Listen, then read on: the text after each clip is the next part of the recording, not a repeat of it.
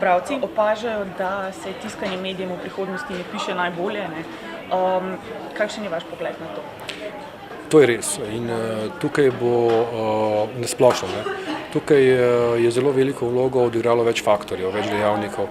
En dejavnik je seveda ta, da je splošna kriza, ki je Slovenijo pravzaprav v dveh valih prizadela. Ena je splošna svetovna gospodarska kriza, druga še potem domači val s tajkunskimi zgodbami, ki je seveda tudi vplival na makroekonomsko situacijo in posledično zaradi gradbenega sektorja in posledično tudi na kupno moč. Vse to se pozna na koncu koncev.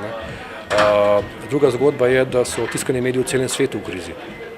Mi smo tukaj verjetno v boljšem položaju iz enega preprostega razloga, ker smo veliko več pozornosti lahko namenili na začetku medsebojni simbiozi med digitalnimi in tiskanimi mediji, med žurnalom 24.si in žurnalom 24.